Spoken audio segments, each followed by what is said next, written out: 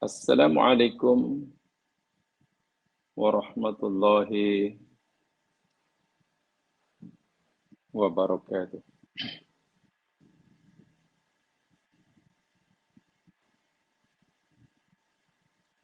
Innal hamdalillah nahmaduhu wa nasta'inuhu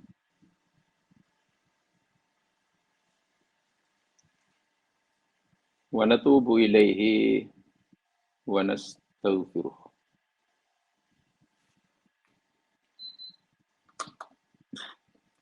Wa na'udzu billahi min syururi anfusina wa min sayyiati a'malina.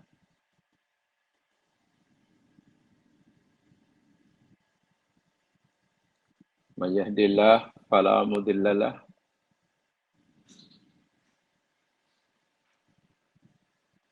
wa may yudlil fala hadiya lahu.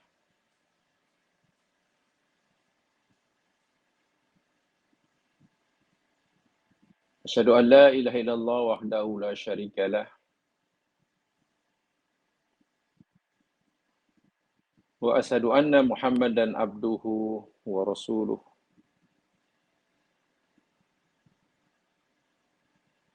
Allahumma salli ala Muhammad wa ala ali Muhammad.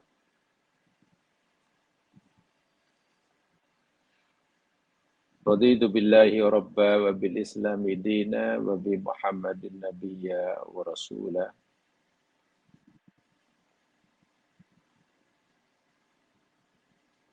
Bismillahilladzi la yadurru ma'asmihi syai'un fil ardi wa la fis sama'. Wa huwas sami'ul alim. Bismillahilladzi la yadurru ma'asmihi syai'un fil ardi wa la fis sama'. Wa huwas sami'ul alim. Bismillahilladzi la yadurru ma'asmihi syai'un fil ardi wa la fis sama' wa huwas sami'ul alim. Rabbi shrah li sadri wa yassir li amri wahlul 'uqdatam min lisani yafqahu qawli. Amin. Muslimin muslimat, para pendengar yang dirahmati Allah sekalian,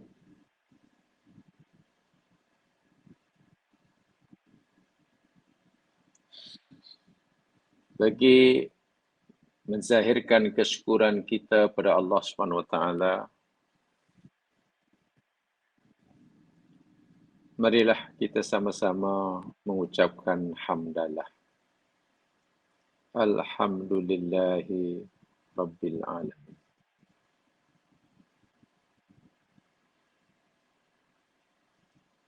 Dan bagi menzahirkan rasa cinta kita kepada baginda Nabi Muhammad sallallahu alaihi wasallam, marilah kita ucapkan salawat dan salam yang sempurna buat baginda. Allahumma salli ala Muhammad wa ala ali Muhammad. Assalamu alayka ya Rasulullah.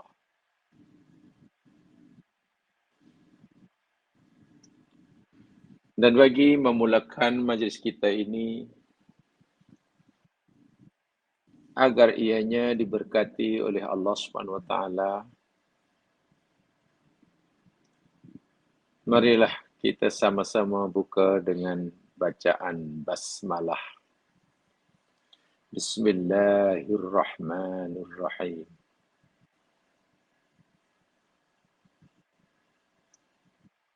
Para pendengar yang dirahmati Allah sekalian,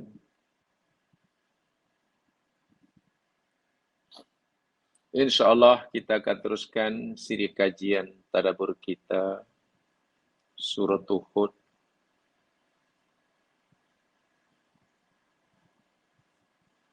Dan kita masih bicara tentang balasan siksaan yang Allah timpakan kepada kaum Nabi Lut alaihi salam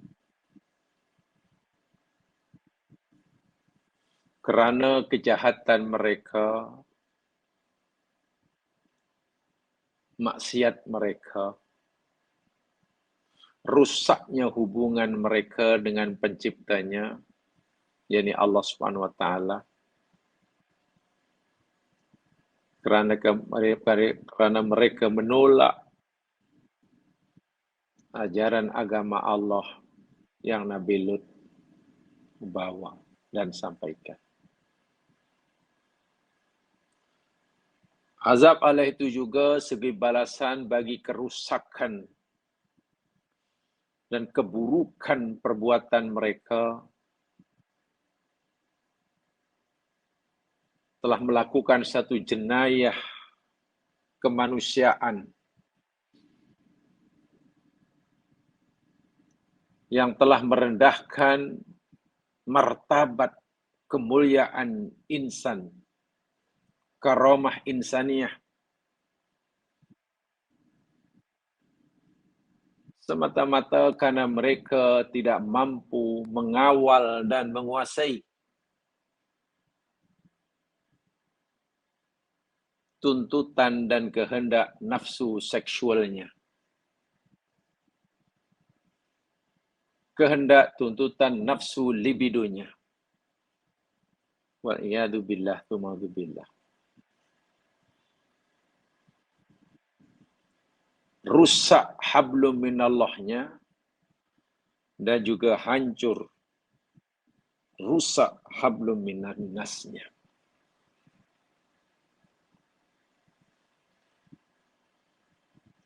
Allah ceritakan azab yang Allah timpa pada mereka ini di dalam ayat terakhir yang kita pelajari minggu lepas, yakni ayat yang ke-82. Bahasa awamnya dibalikkan bumi mereka. Mereka dihantam dengan hujan batu yang sangat keras, lagi panas, secara bertubi-tubi. Dan tidak ada hentinya.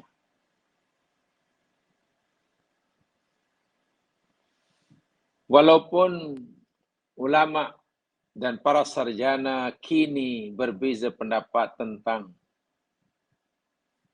apa agak-agak bentuk, wujud, bentuk nyata daripada siksaan tersebut, terpulanglah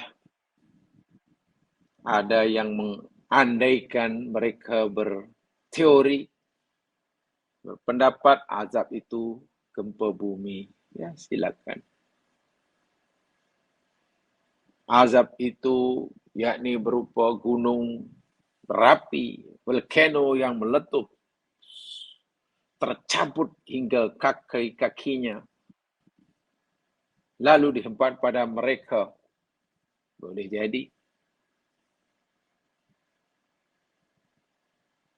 Bahkan ada juga pendapat yang mengatakan itu karena adanya hentaman asteroid yang datang dari luar angkasa dalam bentuk saiz yang lumayan besar, menghantam negeri itu, menimbulkan dentuman yang sangat dahsyat dan gegaran yang luar biasa, mengakibatkan timbulnya lubang yang dalam. Dan menurut kajian terakhir ini, ada kesan-kesan sejarah, bukti-bukti saintifik. Kajian yang dilakukan oleh pakar dalam bidang arkeologi,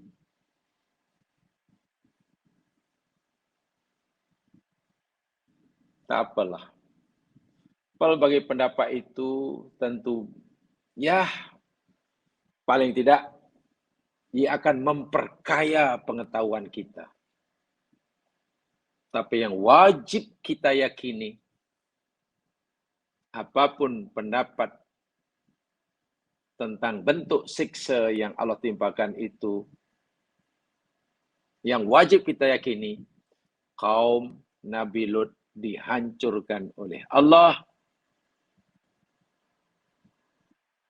akibat daripada kerusakan, kebejatan akhlak mereka, di samping karena menolak tauhid yang diajarkan oleh Nabi Lut alaihissalam. Saya tidak sempat menyampaikan pada sesi yang lepas, jadi saya ingin sampaikan hari ini seberapa dahsyat sebetulnya perbuatan keji yang dilakukan oleh kaum Nabi Lut ini menurut Al-Quran.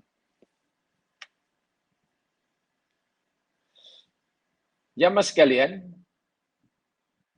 saya coba ringkaskan begini dan tolong nanti dirujuk dalam ayat Qurannya ya. Jangan hanya mendengar, nanti susah nak merakamnya dalam otak. Maksiat yang dilakukan oleh manusia yang berpunca daripada kegagalan mereka mengawal nafsu seksualnya. Saya ulangi. Maksiat, perbuatan keji yang dilakukan oleh manusia akibat kegagalan mereka mengawal, menahan nafsu libidonya, itu ada 3 jenis dan ada 3 tingkatan menurut Al-Quran. Ini kaitannya dengan kegagalan mengawal hawa nafsu ya, maksudnya nafsu seksual ya. Ya, kalau orang membunuh, memanglah membunuh orang itu maksiat. Tapi apakah punca orang membunuh, katakanlah, karena gagal mengawal nafsu seksualnya? Tidak.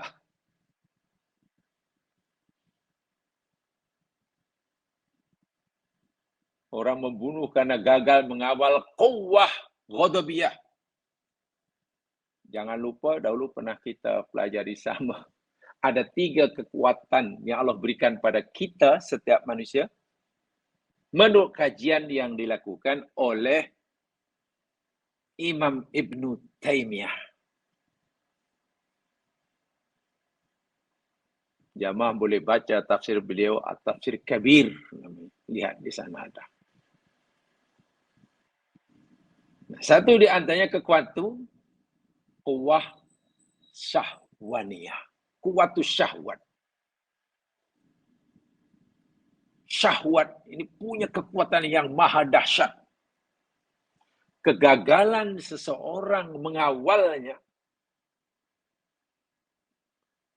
akan melakukan perbuatan keji yang sangat keji. Fahisyah. Ada 3 jenis fahisyah di dalam Al-Quran. Kesan daripada kegagalan orang itu, saya kata ulangi sekali, kesan daripada kegagalan orang itu mengawal tuntutan nafsu libidonya. Yang pertama, az-zina. Ketiga-tiga maksiat ini semua gunakan fahisyah. Pertama, az-zina. Lihat firman Allah dalam surah Al-Isra ayat 32. Coba lihat. Al-Isra ayat 32.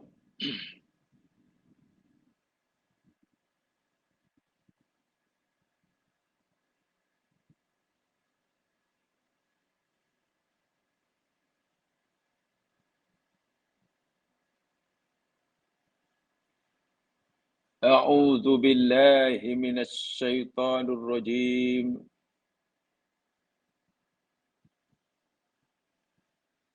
Wala taqrabuz zina innahu kana fahishatan wa sa'a sabila. Wala taqrabuz zina, dan jangan kamu dekati perbuatan zina.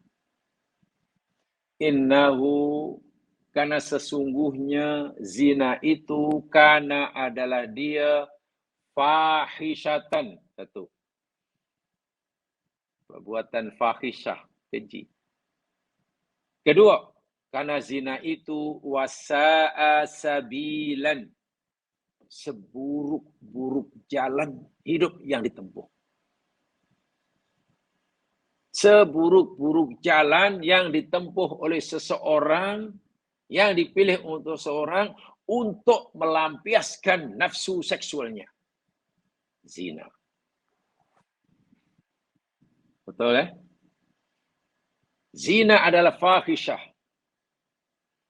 Dan zina adalah seburuk-buruk jalan yang dipilih oleh seseorang untuk melampiaskan, memenuhi tuntutan nafsu seksualnya. Di sini zina oleh Allah disebut dua sifat buruknya. Satu fahisyah, kedua sa'a sabila. Dan fahisyah di sini dengan menggunakan isim nakiroh, fahisatan. Tolong poin-poin ini diingat. Zina, dua. Sekarang yang kedua.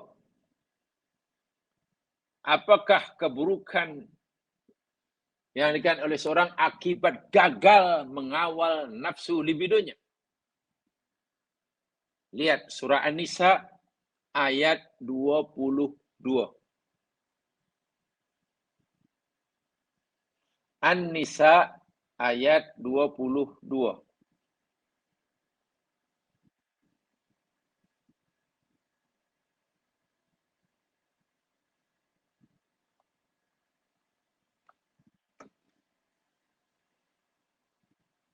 ولا تنكحوا ما نكح آباؤكم من النساء إلا ما قد سلف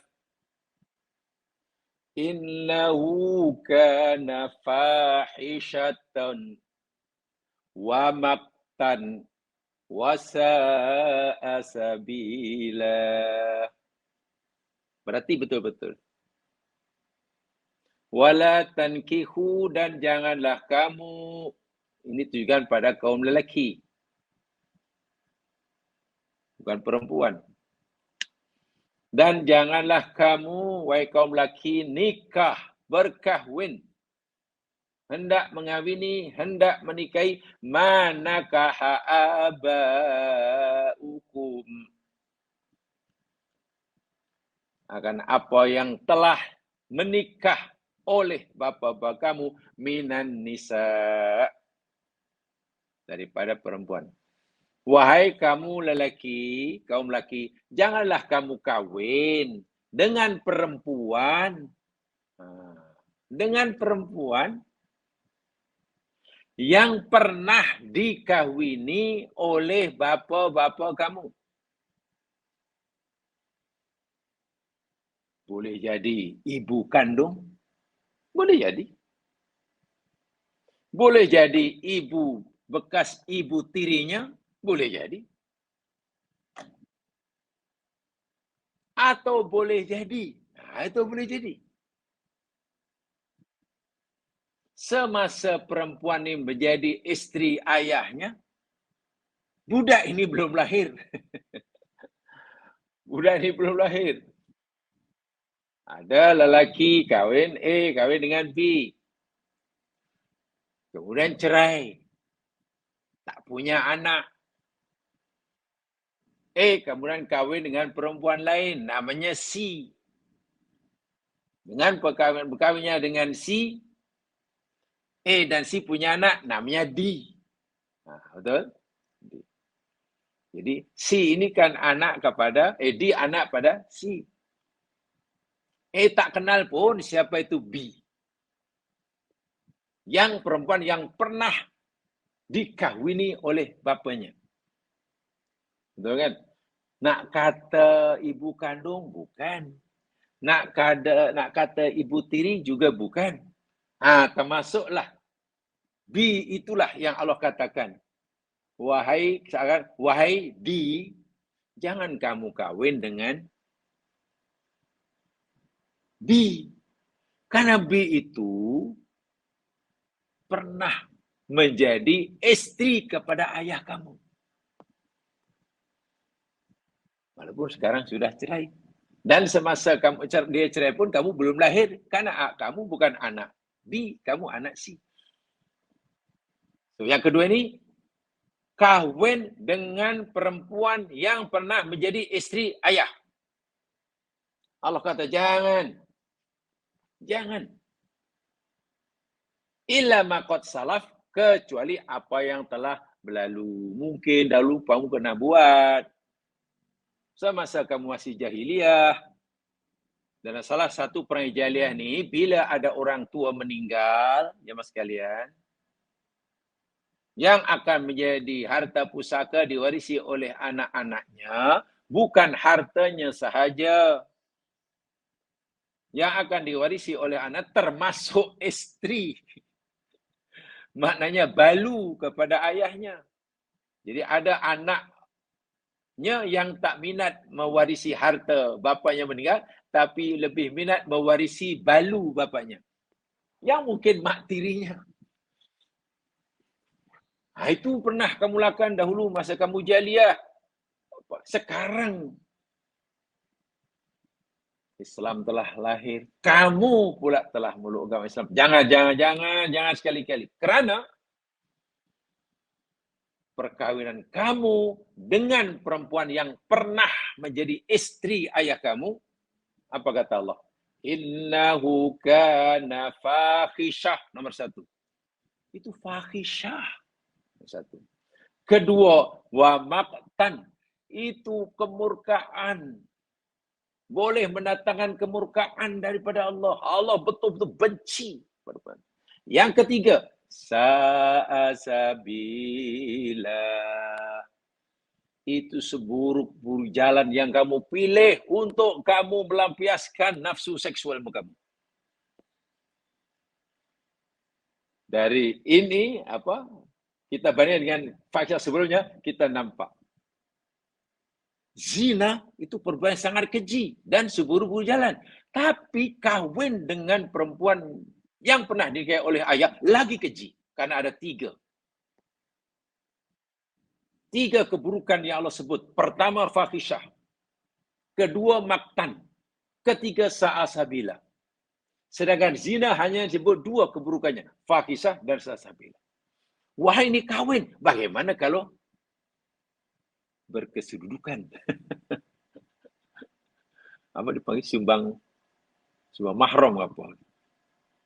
Zina tadi tak ada hubungan kawin. Keji. Ini ada hubungan pernikahan. Anak lelaki tadi ada ikatan perkawinan dengan perempuan yang pernah menjadi istri. Itu pun 3 keburukannya. Bagaimana kalau berkesedudukan? So ini maknanya fahisyah yang tingkatan dia lebih tinggi daripada zina. Walaupun sekarang boleh jadi mak kandungnya, jelas tak boleh. Haram orang, haram. Boleh jadi mak tirinya, perempuan, pernah kahwin, pernah jadi mak tiri. Ayahnya pula cerai. Lalu anak lakinya pula minat, terpesona dengan penampilan mak tirinya umpamanya. Yang mungkin mak tirinya tak tahulah. Haram. Atau mungkin tadi saya katakan kemudian petang tadi. Perempuan yang pernah menjadi istri bapaknya itu, dari cerai itu, Si anak ini, si orang ini belum pun lahir. Haram, tidak boleh. 3 keburukannya. Tingkatannya lebih tinggi daripada yang pertama. Fahisyah yang ketiga.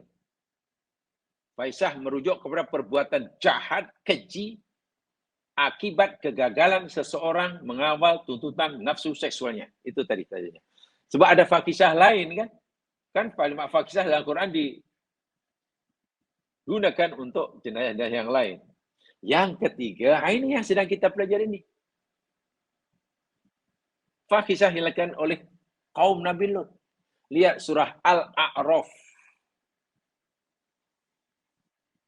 Al-A'raf. Ayat 80. Seperti saya katakan tadi, saya tak sempat menyampaikan sisi yang lepas, tapi saya merasa perlu menyampaikan. Sebab kalau kita tengok hukuman yang Allah timpakan pada kaum Lut, sangat dahsyat sekali. Bukan macam tsunami, bukan. Bukan hanya gunung meletup, lahannya meleleh ke bawah, lalu meranapkan, membakar rumah-rumah yang ada di kaki bukit, bukan. Bukan hanya gempa bumi dengan getaran katalah. Ya. Apa namanya? 7 dalam skala Richter. Atau hanya 8 menurut ukuran magnitudo. 8 magnitudo. Dahsyat. Apalagi kalau kita menerima teori, kajian pakar ekologi itu. Bayangkan hantaman, lontaran, tembakan asteroid yang sempat jatuh ke bumi. Itu dahsyat sekali. Bila hukuman Allah sedang itu, maknanya maksiat yang dilakukan pun bukan calang-calang maksiat. Itu maksud saya. Kalau zina itu sudah jahat, ini melebihi daripada zina. Kalau mengawini perempuan yang pernah dikawini oleh orang tuanya, oleh bapaknya itu keji, ini lebih, tingkatan lebih daripada itu. Apa dia? Lihat surah Al-A'raf ayat 80. Tengok bagaimana Allah memberitahu kita.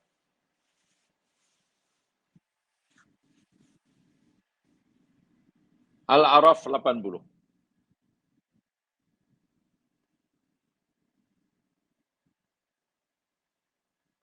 Walutan idh qala liqaumihi atattunal fahishah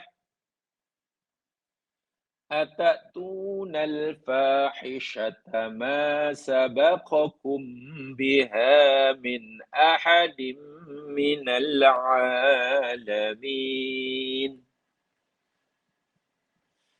Muhammad, cerita dan kisahkan Nabi yang aku utus, Lut namanya. Ceritakan kepada umatmu kisah nabiku bernama Lut. Idh qala liqaumihi, ketika Lut berkata, berdakwah, menyampaikan kepada kaumnya. Ketika Lut menegur perbuatan kaumnya, memperingatkan perbuatan kaumnya. Apa kata Lut? Kaumku, ataktunal fahisyata? Adakah taktun kamu melakukan terus-menerus? Bukan, ini fi'il mudhari', bermakna istimrariyah. Fi'il mudhari' bermakna istimrariyah dan tajaddud. Dahlah berterusan, makin jahat, makin meningkat. Tingkat kekejiannya, wah.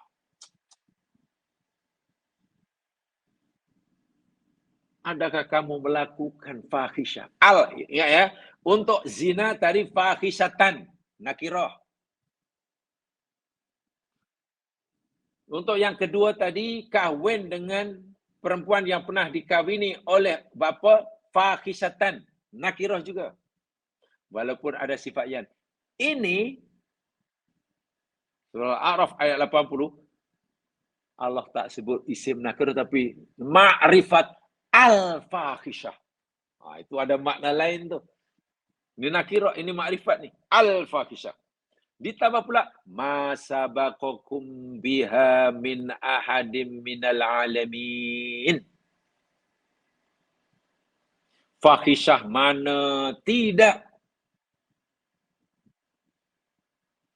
Tidak ada seorang pun yang mendahului kamu dalam melakukannya minal alamin dari sekian alam.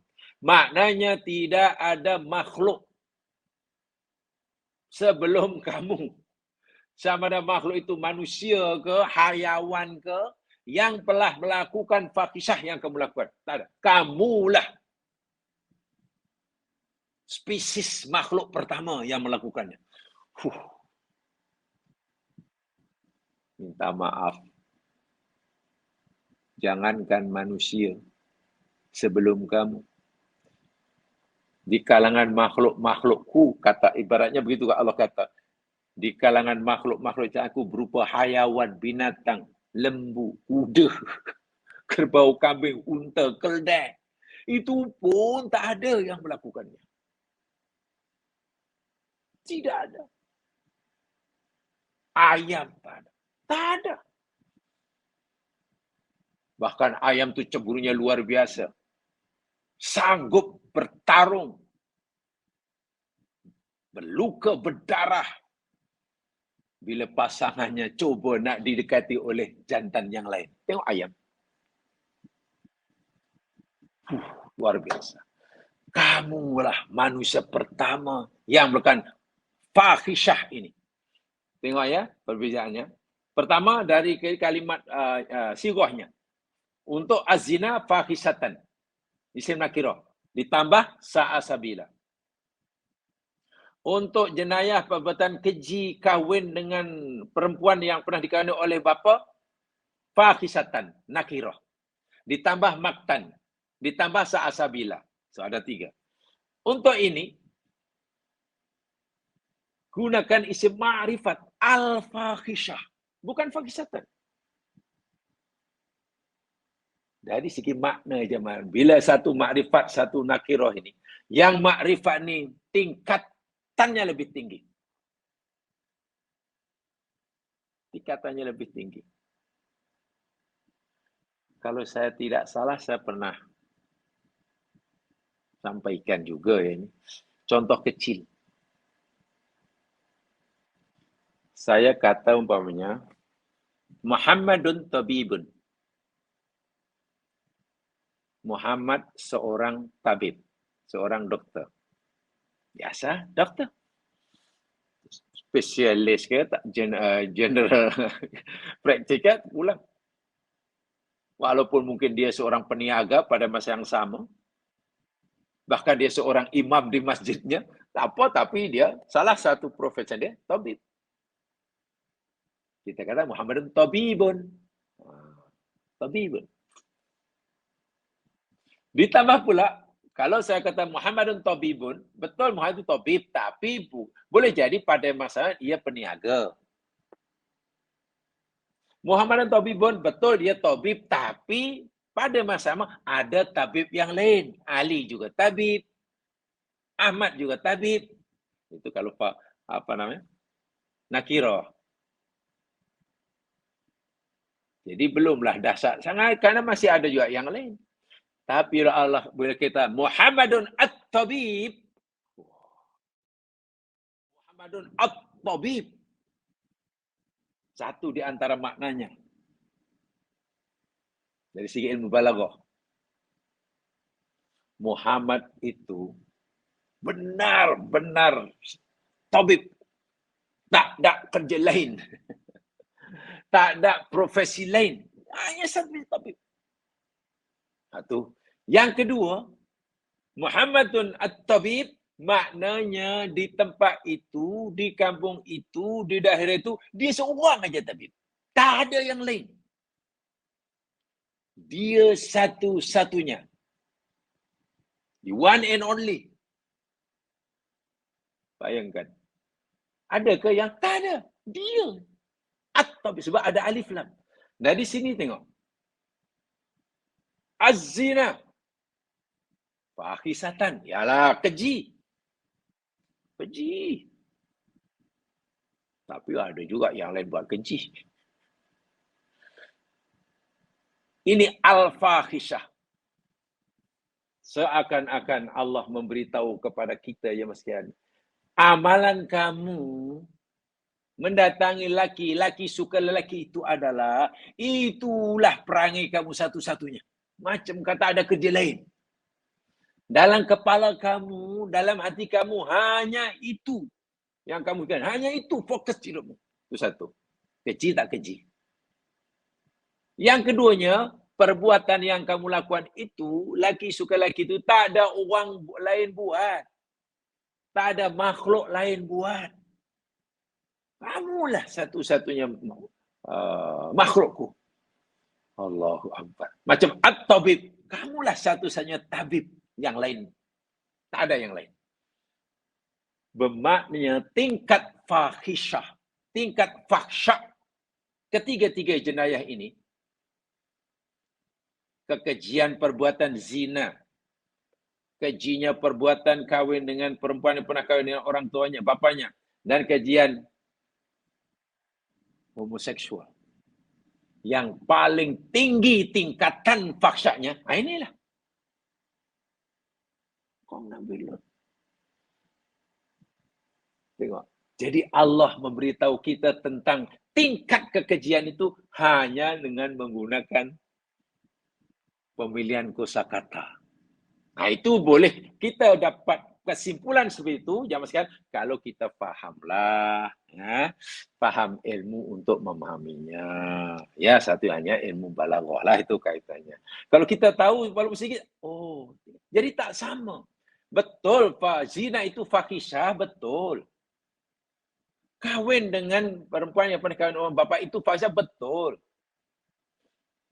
Perbuatan kaum Nabi Lut, laki soleh itu fahsyah betul, tapi pastilah ada tingkatan dia, ada yang lebih tinggi, lebih rendah, ada yang lebih dahsyat, ada yang Allah memberitahu kepada kita, nih yang paling dahsyat. Perbuatan kaum Nabi Lut. Dan itu diakui sendiri oleh mereka. Ketika Nabi Lut berusaha melarang mereka, kan itu yang mereka akui di depan Nabi Lut, yang membuat Nabi Lut semakin ketakutan. Yani ketika mereka berkata, "Laqad alimta." Lut, kamu kan dah lama tahu. Malana fi banatika min haqqin. Kami ini tak ada minat langsung kepada anak-anak perempuan kamu. Orang-orang perempuan di kampung ini langsung tak ada yang aku minati. Dalam hatiku ni tak ada selera langsung, tak ada minat langsung kepada binti Hawa. Binti Hawa. Aku hanya minat kepada Bani Adam. Bayangkan. Jadi tak ada minat yang lain. Wa innaka la ta'lamu ma nurid. Kami nak datang ke rumah kamu ni, Lut. Kami yakin kamu tahu apa yang kami mau. Dan yang kami mahukan itu satu-satunya. Pasal apalah kamu tawari itu, sia-sia je, Lut. Sia-sia, Lut. Kalau kamu tawari aku, kenapa kamu tak begini? Inilah, sia-sia. Kamu tahu apa yang kami mau dan yang kami itu hanya satu. Itu. Tengok. Masya Allah. Sebab itu Allah sebut al-fahisyah, ya. Bukan fahisyatan. Itu tambahan ilmu bagi saya, ya Mas Kian, ya. Jamah boleh dalami sendiri itu, ya. Tolong didalami ilmu-ilmu seperti itu. Sebab penting sekali. Kita dapat maklumat lebih daripada sekadar terjemahannya. Di samping penafsiran umat-umat dahulu, dengan memperhatikan kosakata yang digunakan oleh Al-Quran, berbeza, ini definite noun, ini indefinite noun, ini diberi sifat, 2 saja sifat keburukannya, ini 3. Akhirnya kita tahu, oh, Allah bukan sekadar nak memberitahu kita bahawa 3 perbuatan itu keji. Semata-mata, ya, bukan sekadar itu. Tapi Allah memberitahu juga tentang tingkat kekejiannya. Dan yang paling maksimum, tingkat kekejian yang paling maksimum, kekejian perbuatan yang dilakukan oleh kaum Nabi Lut. Wal'iyadzubillah. Tsumma na'udzubillah. Patut mereka ditimpa bencana yang Allahu Akbar. Saya tidak tahu sebab ini juga ada dalam pemikiran mufassir. Jika perbuatan maksiat yang dilakukan oleh Nabi Lut ini adalah satu-satunya perbuatan maksiat yang tak pernah dibuat oleh makhluk selain mereka. Dan perbuatan maksiat itu satu-satunya yang ada dalam kepala mereka. Tak ada keinginan yang lain.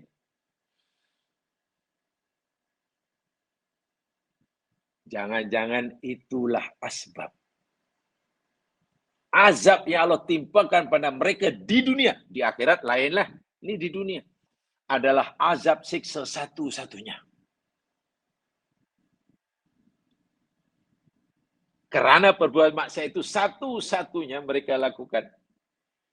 Orang ini tak buat maksudnya. Maka bencana yang Allah timpakan pada mereka di dunia adalah satu-satunya bencana azab yang tidak berlaku kepada umat yang lain. Apa agak ayat satu? Sebab itu kalau setakat gempa bumi, ya mungkin banyak. Yang lain pun terjadi gempa bumi juga. Gunung berapi meletus, oh banyak. Lebih-lebih mereka yang ada di lereng. Ya, di Malaysia Alhamdulillah tidak ada volcano. Coba pergi negeri seberang, khasnya di Tanah Jawa. Orang-orang yang tinggal di kaki bukit Gunung Merapi itu. Itu hampir tiap tahun itu melihat. Hari-hari melihat. Puncak Gunung Merapi itu sentiasa malam hari terang benderang kadar lavanya, dan mereka sudah lalilah dengan paling-paling dia suruh pindahlah sementara, lepas itu balik lagi karena itulah tempat tinggalnya dan tanahnya suburnya Masya Allah. Jadi ada keberkatannya juga lah, ada keberkatannya juga. Wallahu alam. Nah itu tambah yang saya berikan. Baik. Bagaimana sifat siksa yang Allah timpakan kepada kaum Nabi Lut itu? Apa bentuk nyatanya? Walau alam tadi ada banyak pendapat ya. Tak pulang mana yang paling benar, Allah Subhanahu wa taala Maha tahulah. Tapi elok kita mengetahui pelbagai pendapat untuk koleksi fikir kita. Untuk koleksi fikir kita. Dan kita tidak perlu bersusah payah untuk pastikan mana yang paling benar. Karena semua itu adalah pendapat. Lainlah kalau Quran sendiri cerita, azabnya ialah aku bakar. Umpamanya. Itu lain. Azabnya aku tenggelamkan di laut banjir besar. Contohnya taufan. Senang. Tak ada pendapat yang lain. Kaum Nabi Nuh dahulu, apa azabnya? Taufan. Al-Quran sebut. Tak adalah perbezaan pendapat. Tapi ini. Jadikan yang atas di bawah. Kami hantam hujan batu.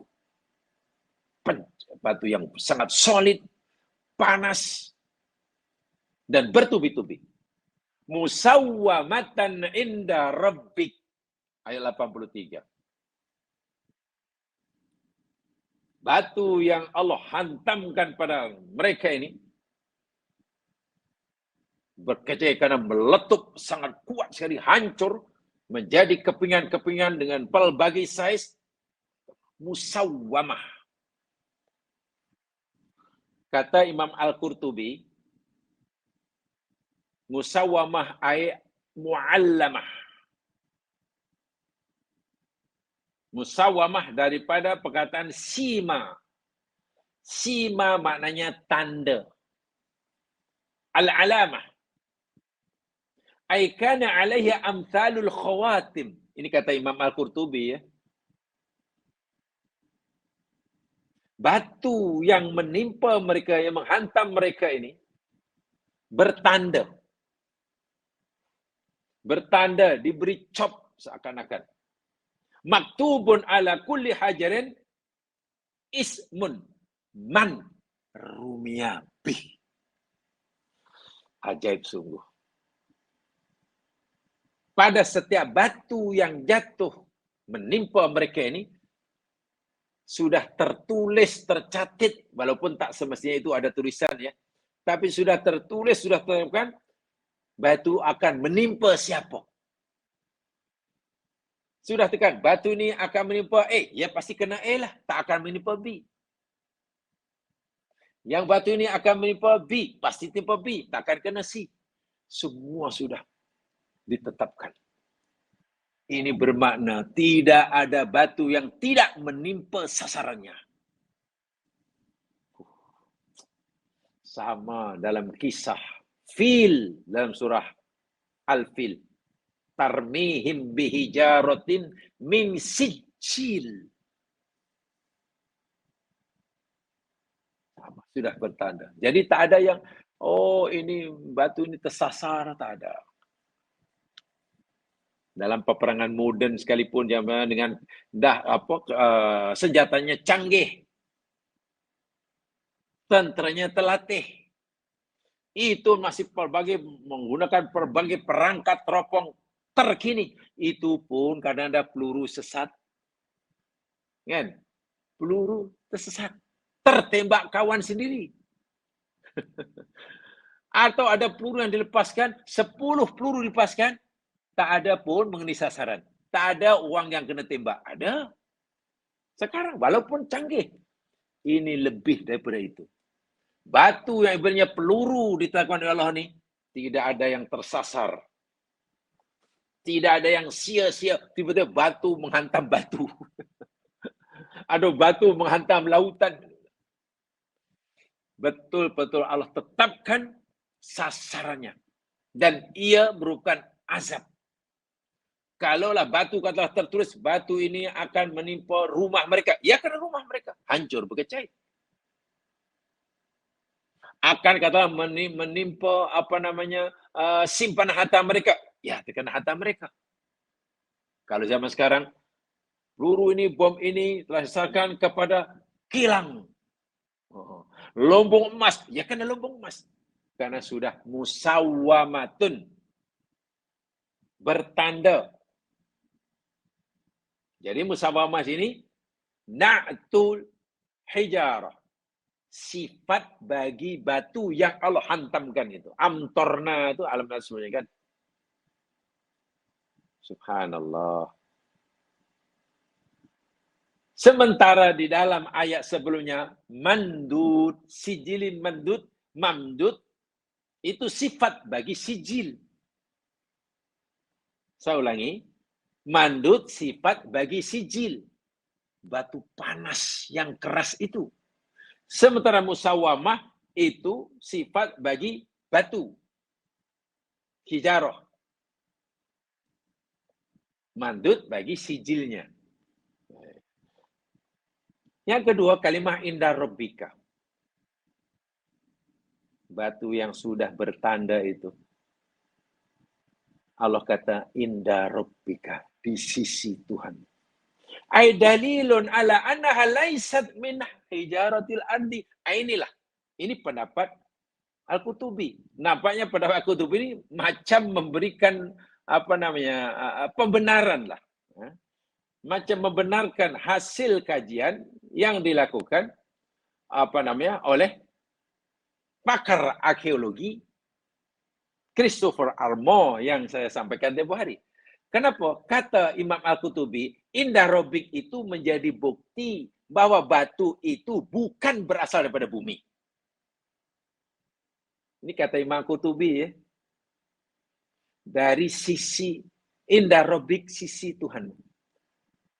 Beliau berkata bahwa batu itu bukan berasal daripada bumi. Jadi kalau dikatakan itu letupan gunung berapi, kata itu ada gunung berapi, gunung di bumi. Meletus ke atas hingga tercabut akarnya, lalu pecah, lalu itu batu bumi. Ini indah robik. Kalau itu batu itu asalnya bukan dari bumi. Kalau bukan dari bumi, macam mana? Ya itu tadi, mungkin kajian yang dilakukan oleh Christopher Armour, dia seorang Kristen, karena dalam kitab mereka pun direkodkan kisah Nabi Lut ini. Beliau menyatakan itu karena ada hentaman asteroid yang datang dari luar angkasa. Angkasa mana? Karena di luar sana jamaah sekalian, itu penuh dengan kabut asteroid. Yang bila, ya istilahnya Allah kendaki, semuanya boleh menuju ke bumi kita. Boleh ke bumi kita. Paham ya? Itu makna inda rabbik. Imam Qurtubi kesimpulan, itu dalilun ala annaha laisat min hijaratil ardi. Bukti bahwasanya batu yang Allah jadikan hujan menghantam mereka ini bukan berasal dari bumi. Yuqsadu biha anha laha sima wa usaf wa nu'ud tahtalifu ala hijaratil lati alal ad. Terbukti bahwasanya ada sima, musawamah, ada tanda, ada sifat-sifatnya. Yang mana sifat-sifat itu berbeza sama sekali dengan batu-batu yang ada di bumi. Di sini nampaknya ya, signifikan pendapat yang mengatakan kerana kaum Nabi Lut, kejahatan kaum Nabi Lut kejahatan kaum Nabi Lut itu kejahatan yang luar biasa. Satu-satunya, tak ada makhluk lain melakukannya, maka azab yang Allah timpa pada mereka pun azab yang satu-satunya yang tiada duanya. Batu bukan dari bumi, berbeza sekali bumi, dengan sifat-sifatnya pun tak sama. Allahu Akbar walillahil hamd. Wa ma hiya minaz zalimina biba'id. Dan tidaklah ianya minaz zalimin daripada orang-orang yang zalim, biba'id, jauh. Maknanya alladzina yushabihuna li fili qaumil Lut. Ayat ni sangat-sangat sesuai bagi umat sekarang. Karena semasa turunnya ayat Quran ini, mungkin, namanya mungkin, tidak ada. Atau ada tapi terlalu sedikit. Pengamal homoseksual. Pada zaman turunnya Al-Quran ini, khasnya di kalangan orang Islam, ya boleh katakan tidak adalah, kita yakin. Kita husnudzon. Tak ada. Mungkin yang ada, yakni di kalangan non-muslim saat itu. Hari ini, wa'iyadzubillah, tumudubillah, pelaku homoseksual. Yang istilah sekarangnya lagi dasar LGBT. Lesbian, gay, biseksual, transgender. Lagi dasar. Ramai. Non-muslim ada. Bahkan kalau di kalangan orang Islam pun ada. Lalu Allah ingatkan ayat ini, kamu tahu tak? Azab yang aku timpakan kepada kaum Lut yang sangat dahsyat itu taklah jauh sangat tempatnya dari tempat kamu yang juga pengamal pelaku homoseksual. Pertama, azab yang aku timpakan pada kaum Nabi Lut karena pelaku melakukan al-fahisyah itu belumlah lama masa berlakunya daripada hidup kamu sekarang ini. Sebab masa bagi Allah tak ada artinya kan. 1000 tahun, 320 tahun itu tak ada masa. Maknanya kalau kamu melakukan perbuatan seperti yang dikatakan oleh kaum Nabi Lut, tak takutkah kamu akan ditimpa azab sebagaimana kaum Nabi Lut? Sedang tempat tinggalmu dengan tempat kaum Nabi Lut ni tak jauh pun. Satu. Baik di sini dari segi tempat. Baik juga dari segi zaman, masa, maknanya lama. Masa berlakunya peristiwa siksaan Allah terhadap kaum Nabi Lut ni tak pun berlaku lama, baru aja daripada zaman kamu. Jadi ingatan yang keras kepada orang-orang yang zalim. Falyahzan ibad. Takutlah. Sudahlah, berhenti. Ayyaf'alu kafilim. Jangan kamu teruskan melakukan kerja keji, perbuatan keji seperti perbuatan mereka ini. Li'alla yusibahum ma'asabahum. Li'alla yusibakum ma'asabahum. Agar musibah bencana yang menimpa mereka, kaum Nabi Lut, tidak menimpa kamu. Nah, ini maksudnya ayat ini. Bahwa ini sangat-sangat keras sekali peringatan. Karena tidak mustahil pelaku-pelaku perbuatan kaum Nabi Lut ini akan diperlakukan oleh Allah sebagaimana Allah memperlakukan kaum Nabi Lut. Tidak mustahil. Sangat-sangat mungkin. Bukan mustahil. Lagi pula kaum Nabi Lut melakukannya di planet bumi. Kita pun tinggal di planet yang sama. Ini bukan di planet Jupiter atau di Pluto sana. Kita berada di planet bumi. Sama dengan mereka.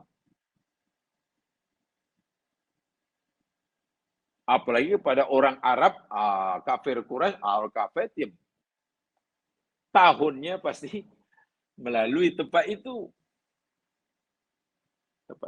Itu kata Imam Al-Qurtubi. Jadi saya tertarik pahaman Imam Qurtubi tentang makna musawamah itu. Namanya Al-Qurtubi sudah agak maju ya, cara memahami ayat Al-Quran sudah agak kekinian. Ketika memulai kalimat musawamah indah Rabbik. Sehingga beliau menyatakan indah Rabbik itu sebagai bukti bahwa itu bukan batu bumi. Wah, itu bagi saya sangat pemahamannya sangat maju. Sebab kalau kita baca tafsir-tafsir yang lain mungkin indah Rabbik mana batu dari Allah, Allah tak tahu dari mana dalam gaib. Mungkin akan kita lah. Itu lama gaib. Tak ada susah bagi Allah. Bila Allah nak mengendaki, nak hantam dengan siksa dari alam gaib, tak ada masalah. Kun fayakun. Biasanya kita memahami begitu. Ya, tidak salah lah. Tidak salah, itu jalan yang paling selamat kan.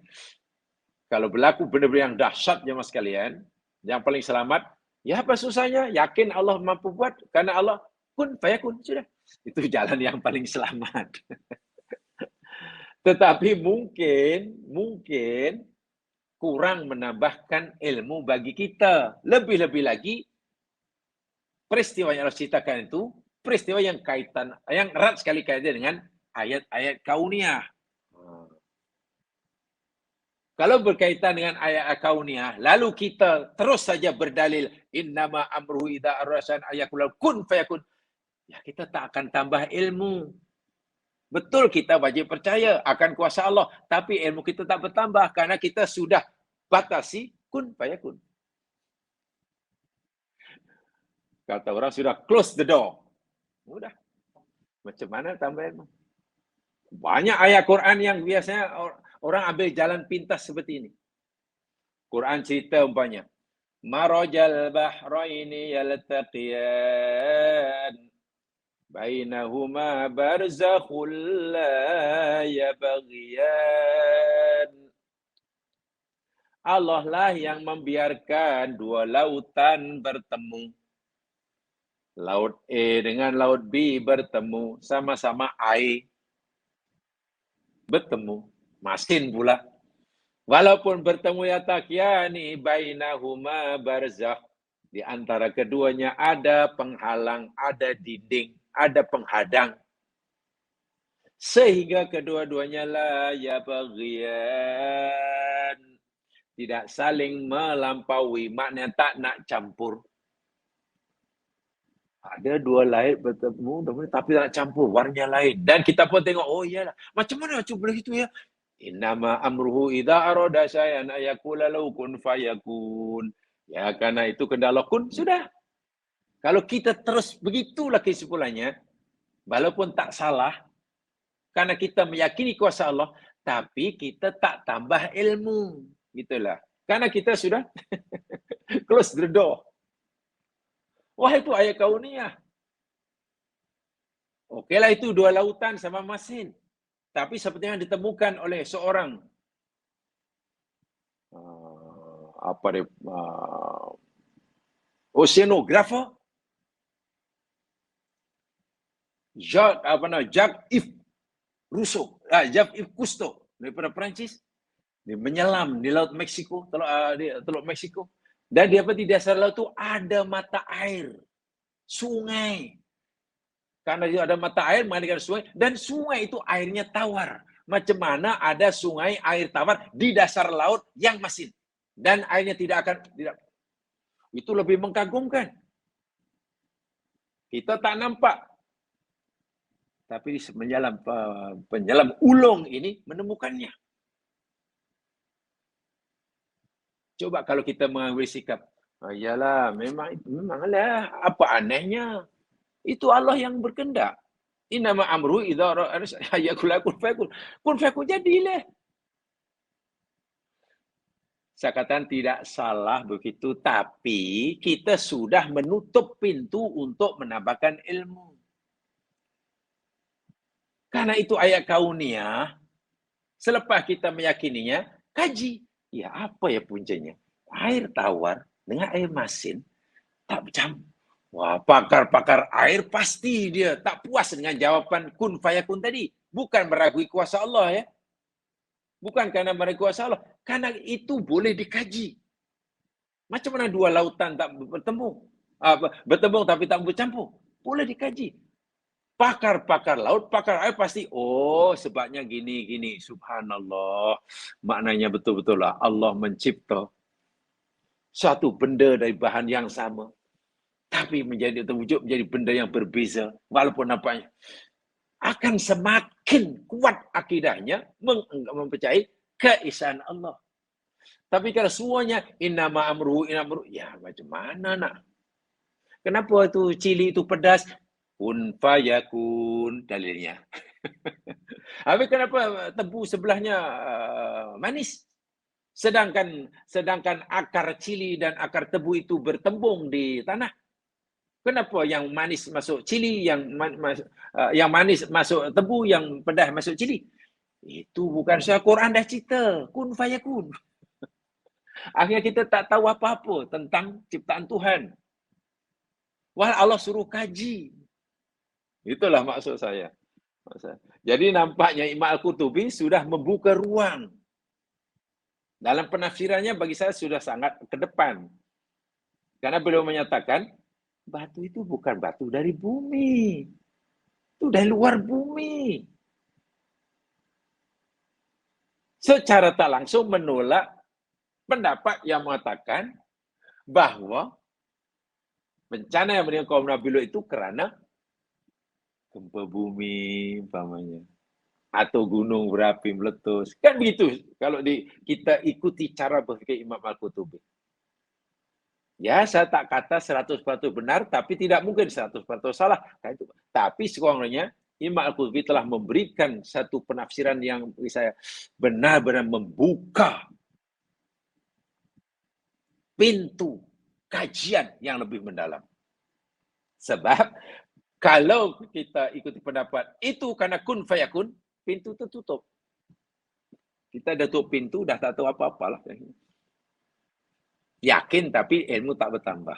Sedangkan Allah mau kita yakin, iman dan ilmu bertambah. Sehingga seiring dengan bertambahnya ilmu tentang sunatullah kauniyah, bertambah pula keimanan. Itu yang hebat. Baik ya, itu tafsir Al-Qurtubi. Tafsir Al-Wasit dikarang oleh almarhum Dr. Said Tontowi, mantan Syekhul Azhar. Mantan Syekhul Azhar. Beliau menyatakan wama hiya ayatil kal qura al muhlakata minaz zalimin wa hum musyriku Makkah biba'id. Dan tidaklah negeri yang Allah binasakan daripada yang dihuni oleh orang zalim itu tidaklah jauh daripada orang-orang musyrik Makkah tempatnya. Tak jauh. Negeri Makkah, kota Makkah dengan Sodom, Laut Mati, di sebelah selatan, tak jauh dari Makkah. Naik bas pun sampai hari ini. Jadi kalau tak jauh, wahai orang kafir Makkah, kamu tak takut ke azab yang dahsyat itu menimpa kamu? Sedangkan tempat kamu ini taklah jauh sangat dengan tempat kejadian bencana yang azab yang dahsyat itu. Itu kata Dr. Said Tontowi. Bal hiya qaribatun minhum, sangat dekat dengan kamu. Bukan itu saja, wa yamurruna 'alaiha fi asfarihim ila Syam. Bahkan orang-orang kafir Makkah itu sentiasa melalui tempat itu. Setiap kali mereka pergi berniaga ke negeri Syam. Masa itu namanya negeri Syam, sebelah utara, sebelah selatan Yaman. Syam itu kalau sekarang ya panggil Asia Barat lah. Jordan, Lebanon, Syria, Palestina. Ya. Itu dahulu dipanggil Syam itu. Ya, setelah era modern, akhirnya berdirilah, wujudlah negara-negara bangsa. Jordan punya sendiri. Dulu itu Syam. Dan orang kafir Quraisy, bila mereka perniagaan, pergi sana, pasti melalui tempat itu. Bila melalui, pastilah tahu sejarahnya. Ini dulu dihuni oleh kaum yang gini. Lalu Allah melakukan gini. Kenapa mereka tidak mengambil pelajaran? Kalau mereka itu dibiarkan kerana menentang nabinya, maka mustahilkah Allah akan mengazab kita? Karena kita menentang nabi kita, Muhammad. Sepatutnya begitulah orang kafir. Ya. Dan ini dinyata oleh Allah. Bahawa mereka selalu ulang alik istilahnya. Maknanya orang kafir Quraisy ini pergi Syam, pergi ke Laut Mati di Serhon itu lebih sering daripada orang sekarang ya mas sekalian. Dia orang luar negeri, bukan orang situ. Belum ada kapal terbang. Tapi mereka lebih sering daripada kita. Ya mungkin kita hanya sekali dua. Kalau pernah, mungkin sekali dua kali aja. Tapi orang kafir lihat dalam surah As-Saffat. Orang kafir Makkah. Ulang alik pergi Syam, zaman Syam ini. Dinyata oleh dalam surah As-Saffat. Ayat 137.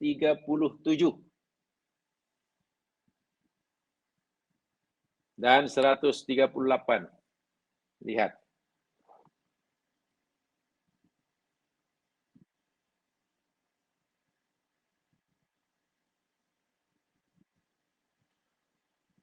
Wa innakum latamurruna alaihim musbihin.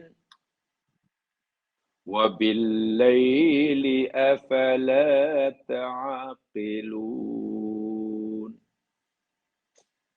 Allahu Akbar. Wa innakum, dan sesungguhnya kamu, wahai orang kafir Makkah, latamurruna alaihim, kamu sentiasa marro yamurru, melewati, melalui, berjalan, alaihim atas mereka. Bukan sekali dua. Sentiasa marro. Bila musbihin, kamu pernah lalu tempat itu berada pada waktu pagi, pernah. Dan kamu juga pernah melalui atau berada tempat itu bil laili, waktu malam pun pernah. Hampir pada setiap waktu. Pada waktu malam pernah di situ, waktu pagi pernah di situ, petang sudah, siang tak sebenarnya. Maknanya bukan sekali dua. Selalu kamu datang tempat yang dahulu aku azab, kata Allah. Kerana perangai penduduknya. Afala ta'qilun. Tidakkah kamu berakal? Tidak kamu fungsikan hati kamu untuk ta'akul? Coba merenung sejenak. Seakan-akan Allah nasihati orang kafir atau siapa yang pergi ke tempat itulah. Coba kamu duduk. Ya, merenung sejenak, berpikir, layangkan pikiran kamu. Ikhlaskan niat kamu, lalu bayangkan. Seakan-akan kamu berada di tempat itu pada masa peristiwa kejadian itu. Temukan, cari apa sebab Allah binasakan. Dan bila kamu sudah temukan punca Allah binasa mereka, sebab Allah binasakan, adakah sebab punca Allah binasakan mereka itu ada pada diri kamu? Afalah ta'qilun. Kalau orang kafir Makkah sering-sering merenung, ya pasti akan jadi baiklah. Iyalah. Apa yang kaum Nabi Lut buat ni kami buat. Mereka menghina Nabi Lut. Mendustakan. Menyakiti. Kami pun apa bezanya? Muhammad kami dustakan. Muhammad kami perangi. Muhammad kata jangan buat, kita buat. Muhammad kata buatlah, kita tak buat. Coba kalau mereka kata begitu. Lut pun, kaum Nabi Lut pun begitu, kaum dia. Apa yang Lut suruh, tak buat. Apa yang Lut larang, mereka langgar. Dekil, dilawannya.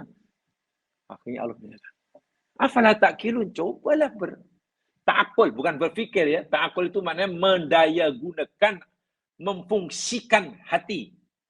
Ingat, ta'akul itu kerja hati. Fungsi qalbun. Kalau tafakur, fungsi otak. Tafakur itu Allah suruh menggunakan otak yang ada di kepala tu. Kalau ta'akul, ta'kilun, Allah suruh kita memfungsikan qalbun atau fuadun. Yang kita tidak tahu di mana tempatnya. Sebab qalbun yang bermakna maknawi ya, bukan kisi. Kalau qalbun yang maknanya fizikal, itu jantung. Kita tahu tempatnya di mana. Sehingga ada pendapat mengatakan, namanya pendapat, qalbun yang maknawi, disebut maknawi, fungsinya untuk ta'akul, tempatnya iman, suka, ragu, percaya, itu yang ada di sebalik otak kita. Jadi kalau kita lihat kepala dengan otak, yang nampak itu otak, yang banyak pakainya, yang ada di sebalik, yang tak nampak. Nah. Di sana letaknya qalbun katanya. Di sini ada teori. Tapi kenapa kita kata qalbun di sini? Di dalam hati. Ya mungkin masuk hati itu jantung mungkin. Okay. Dan memang erat sekali hubungan antara otak yang ada di kepala dengan jantung yang ada di dada. Erat sekali hubungan dia ya Mas Kelan. Sangat-sangat erat. Itu banyak dikaji oleh sarjana-sarjana Muslim kini ya. Jamaah boleh baca hasil kajiannya. Hubungan antara otak yang guna untuk berfikir dengan jantung. Erat sekali hubungannya. Jelas ya di situ. Ai wa innakum ya ahla Makkah la tamurruna ala haulal qaumil malakin min qaumil Lut fi waqti sabah min nahar. Hai kaum kafir Makkah, kamu ni selalulah sebenarnya. Dah selalu sangat kerap sangatlah. Kamu pergi lalu bahkan mungkin singgah di tempat bekas kaum Nabi Lut. Malam sudah, siang sudah, pagi sudah, petang sudah. Kamu tak berakal ke? Kamu tidak mengambil iktibar ke? Kamu tak mengambil pelajaran ke? Itu tafsir Al-Wasit. Lebih kurang yang lain sama ya Mas kalian ya. Cuma makna tafsir-tafsir yang lain. Artinya, walaupun ini kisah sejarah yang sangat dahsyat, kisah sejarah betul. Dan sangat dahsyat, iya. Tapi hendaklah ianya kita ambil pengajarannya. Itu yang pentingnya. Kita ambil pengajarannya. Karena Allah suruh kita memikir atau ta'akul. Ketaat akulnya. Ya Mas sekalian, itu ayat terakhir. Saya ulangi. Ini adalah ayat terakhir di dalam surah ini bagi kisah Nabi Lut dan kaumnya. Ayat terakhir. Karena ayat selepasnya kita berpindah kepada kisah Nabi yang lain pula. Ayat 84 itu dah kisah Nabi lain. Jadi untuk kisah Nabi Lut kita dah tutup. Dalam surah ini ya. Dalam surah yang lain ada lagi. Yang kita boleh bandingkan di sana. Jadi kalau kita nak mengkaji kisah Nabi Lut, mana jangan nak surah Hud saja. Kumpulkan kisah saya itu jadi itu kemudian kita pahami semua. Nah, itu insya Allah kita dapat gambaran yang penuh, yang sepenuhnya. Nah ya, karena kita tahu sekarang surah Hud, ya cukup di situ kisah Lut dan kaumnya. Mari sekarang kita mulakan kisah Nabi Syuaib alaihissalam. Dalam ayat 84. Bermula ayat 84.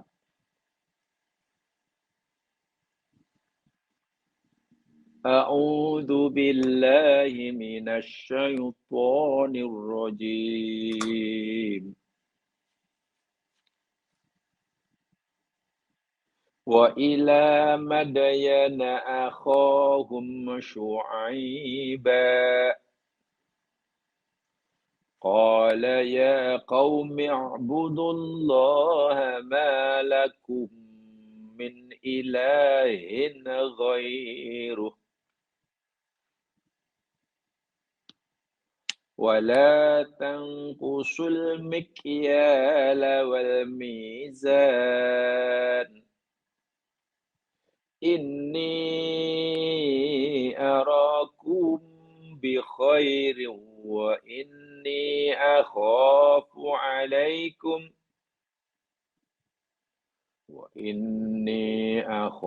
عليكم عذاب يوم محيط. Wa ila Madyana dan ke negeri Madyan. Akhahum yakni kami utuskan kata Allah saudara penduduk negeri Madyan. Syu'aiban. Syu'aib namanya. Qala berkatalah Syu'aib, ya qaumi wahai kaumku u'budullah. Sembahlah oleh kamu atau abdikan dirimu hanya kepada Allah. Kerana malaku min ilahin ghairuh. Tiadalah bagi kamu Tuhan seorang pun yang berhak disembah. Ghairuhu selainnya. Maknanya hanya dia saja, yakni Allah lah satu-satunya Tuhan yang ada hak untuk kamu sembah. Yang kamu wajib menyembahnya. Tak ada yang lain. Satu. Ajaran kedua. Ini iman. Ini ajaran iman ini. Pertama sekali iman, tauhid. Ajaran kedua yang disampaikan oleh Nabi Syuaib. Wala tangkusu dan janganlah kamu mengurangi al-mikyala akan sukatan wal mizan dan akan timbangan. Kaum Nabi Syuaib ini adalah masyarakat peniaga. Mata pencarian atau roda perekonomian mereka digerakkan oleh perniagaan. Jual beli, perdagangan. Sangat maju. Mana sudah cukup modern, sudah cukup maju dalam negeri ini. Tapi ada perangai sifat, karakter, attitude yang buruk sekali. Mereka suka menipu, mengurangi sukatan dan timbangan.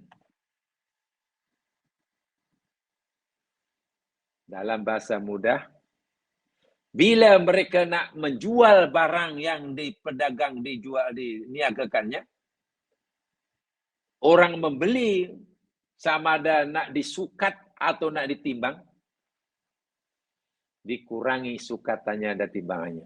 Orang beli barang 1 kilogram, dia ditimbangkannya hanya 950 gram. Wah, dia beli 1 kilogram, kurang 50 gram. Si pembeli kena bayar dengan bayar harga 1 kilogram. Rugi itu si pembeli. Tapi jika ia membeli daripada orang lain, maklum dia peniaga, kadang beli barang untuk dijual balik. Bila ia membeli apa? Saya nak beli 1 kilogram. Timbangannya, sukatannya dilebihkan. Sehingga timbangannya bukan hanya 1000 gram, 1 kilo, tapi 1050 gram. Dilebihkan 50. Orang ini disebut mutaffif dalam Al-Quran. Ada surah Al-Mutaffifun itulah. Taffafa yutaffifu, tatfif perbuatan itu. Tafifun, perbuatan yang sangat keji. Maknanya daripada segi syariah, habis. Dan Nabi Syuaib ingin memperbetulkan syariatnya. Ada peraturan. Ada halal haramnya. Ini boleh, ini tak boleh. Sekaligus Nabi Syuaib ingin mendakwahkan, berdakwah pada mereka daripada segi akhlak, etika. Jangan menipu. Mesti jujur. Kamu boleh berniaga dengan niat untuk mendapatkan keuntungan. Tapi jangan sampai karena kamu ingin untung banyak dengan cara merugikan orang. Itu haram. Ingin untung dengan cara merugikan orang. Itu tak dibenarkan. So, dalam perniagaan, ya apa sajalah. Dalam bab muamalah, mesti win-win situation. Kita yang menjual tak rugi, yang menjual pun tak merasa dirugikan. Masya Allah. Yang menjual tak rugi, yang membeli pun merasa tak dirugikan. Masih ridho, tarodin. Itu yang bagus. Tak salah mencari keuntungan, boleh. Bahkan disuruh. Mana ada orang peniaga ingin rugi. Tapi jangan sampai merugikan orang lain. Atau mengambil mendapatkan keuntungan dengan cara yang tidak sah. Nah, ini kaitannya dengan syariat, kaitannya dengan akhlak. So, tiga ini diambil kira oleh Nabi Syuaib dalam pikankan dan dakwahnya. Iman, Islam, dan ihsan. Sekaligus. Boleh dibezakan, iman Islam itu boleh dibezakan, tapi tidak boleh dipisahkan dalam pengamalannya. Dibezakan, memang berbeza antara iman dan Islam, berbeza. Islam itu kaitan dengan hukum hakam, ya, peraturannya. Dengan ihsan ada, boleh bezakan. Tapi tidak boleh dipisahkan dalam pelaksanaannya. Tak boleh orang hanya ingin menekankan iman tanpa mengabaikan Islam, mengabaikan ihsan. Tak boleh. Orang ingin kuat mengamalkan Islamnya, buat yang betul, jihad betul, sebagaimana yang Allah suruh, sebagai Nabi ajar, tapi mengabaikan ihsan. Tak boleh. Ihsan itu kaitan dengan akhlak, kan? Satu di antara maknanya. Tak boleh. Orang tu puasa rajin lah. Solatnya tak berhenti. Allah. Tolong orang. Bagus. Bagus. Wiridnya panjang. Penampilannya warak. Bagus leh. Tapi ya Allah, ya Tuhanku, Orangnya kuat mencaci orang, kuat mencela, kuat memaki, kuat memfitnah, pendengki nomor wahid. Apa yang ada pada orang macam itu? Kosong. Nabi Syuaib telah memberikan penekanan ketiga dia sekali. Lagi pula Nabi Syuaib beri alasan dia. Kenapa kamu tidak boleh curang dalam perniagaan? Kenapa kamu tidak boleh menipu dalam usaha kamu mendapat keuntungan yang banyak? Kata Nabi Syuaib, inni arakum bi khair. Sesungguhnya aku nampak kamu, aku lihat kamu, aku tengok kamu ni bi khair. Dan kebaikan. Maknanya aku tengok tak ada pun kesusahan. Tak ada seorang yang susah beri kamu. Okey semuanya. Makan, minum cukup, rumah cukup, kendaraan cukup. Makna ekonomi kamu ni tak ada yang masalah. Kalau ekonomi sudah tak masalah, kenapalah masih coba nak menipu orang? Kalau gunakan bahasa modernnya sekarang. Hei kaumku, kamu ni sudah banyak harta kamu. Ada simpanan kamu, kebun pun ada. Kebun kamu menghasilkan buah-buahan durian yang tak sedikit hasilnya. Kalau kamu kata bekerja, gaji kamu sudah cukup untuk keperluan rumah tangga kamu. Rumah sudah rumah sendiri, walaupun kecil. Kereta dah kereta sendiri, walaupun belum habis dia punya loan dia. Tak apa lah. Mampu bayar. Keluarga kamu tengok anak semua sekolah senang. Kat rumah ada perabot, kat rumah ada TV. Bahkan setiap bilik ada TV. Makan tengok hari-hari berganti menu.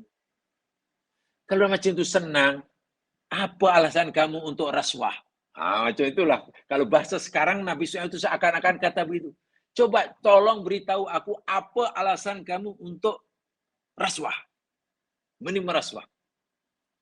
Kalaulah kamu susah, mengalami masalah keuangan, terbelit hutang, lalu ada peluang rasuah, kamu ambil rasuah. Sungguh pun rasuah itu tetap haram dan salah. Ya, kita boleh memahamilah. Ya, kita fahamlah sebab dia sedang masalah. Satu-satu jalan untuk menyelesaikan beban hutangnya, ya rasuah. Seukurnya, ya kita boleh faham. Walaupun perbuatan itu salah. Bukan kita membenarkan perbuatan rasuah, ya. Tapi ini tidak. Apa kamu masalah kamu? Kamu tak ada masalah keuangan. Semua cukup. Tapi kamu masih rasuah. Coba, apa alasannya? Masya Allah. Yang kamu simpan itu pun kamu tak akan habis. Tak akan habis kamu makan 7 keturunan. Bahkan kamu tak tengok pun berapa jumlah simpanan kamu. Hingga mati pun kamu tak pernah sentuh. Apa alasan kamu masih terus ingin menipu orang? Coba. Kalau itu mana orang ini tentu bermasalah nih jiwanya jemaah sekalian. Ya. Itu masalah. Dan realiti dia minta maaf, sekali minta maaf, kehidupan moden ini. Orang yang rasuah ini bukan orang miskin. Orang rasuah, orang ambil orang lain, mencuri yang besar, itu bukan orang miskin. Bukan orang yang kais pagi makan pagi. Kalau kais makan pagi, apa yang ada rasuah? Bahkan dia ridho. Ridho seridho-ridhonya. Kerja penat, terpaksa tiba makan, karena perut lapar, ya menunya hanya Allahu Akbar. Hanya aja nasi. Ada apa tuh, ikan kering ke apa tuh. Dan dia pun puas. Alhamdulillah ya Allah. Sekurangnya masih ada lah nasi. Mana ada rasuah? Coba yang didapati bersalah karena rasuah, karena menipu, menggelapkan uang orang banyak. Bukan orang miskin, bukan orang susah. Ini yang ditekankan oleh Nabi Syuaib dahulu. Hei kamu ni senang, ini arakum bi khair. Pasal apa kamu masih nak terus menipu ni? Ini akhofu. Aku nasihat kamu ini Sesungguhnya karena aku takut. Akhafu alaikum. Aku takut akan menimpa kamu adzaba yaumin muhit. Siksa pada hari yang meliputi. Yang menimpa ke semua kamu tanpa kecuali. Artinya, siksaan yang menunggu kamu, azab kamu ini sebenarnya sudah sangat hampir. Aku takut siksa Allah yang Allah janjikan yang sudah hampir dengan kamu ini, betul-betul terjadi menimpa kamu. Karena kamu terus-menerus dalam kejahatan. Bermakna keinginan kamu, kesungguhan kamu untuk meneruskan perbuatan jahat kamu dan tiada keinginan kamu untuk berhenti, bermakna kamu mengundang, menjemput azab agar segera azab itu menimpa. Aku takut, aku sedih. Betul ya, ini pernah ditekankan ya oleh Nabi SAW ya. Senang tapi masih menipu, coba. Berkecukupan, bahkan tak habis pun simpanan, tapi masih rasuah. Allahu Akbar. Itulah kebanyakan kaum Nabi Shu'aib dahulu macam itulah. Nah, sekarang umat Nabi Muhammad pun ada yang berperangai macam itu. Umat Nabi Muhammad sekarang ini ada yang perangainya macam kaum Nabi Shu'aib. Umat Nabi Muhammad ini sekarang ini ada yang perangainya macam kaum Nabi Lut. Ada. Umat Nabi Muhammad ini ada yang perangainya macam kaum Nabi Hud. Nabi Soleh. Lengkaplah maknanya. Lengkaplah sudahlah. Maknanya alhamdulillah. Sebab itu rupanya semakin tidak mudah rupanya hidup di akhir zaman zaman sekarang rupanya tidak mudah. Karena bahasa mudahnya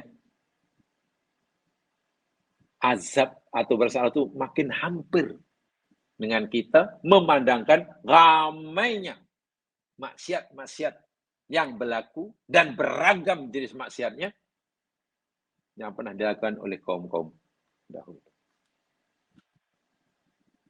Nah sekalian, setakat itu yang saya sampaikan. Kita akan bicara lebih insyaAllah nanti. Kita sambung pada soal yang lain. Bila izin Allah SWT. Kurang lebih yang dimaafkan. Mari tutup dengan bacaan tasbih farah.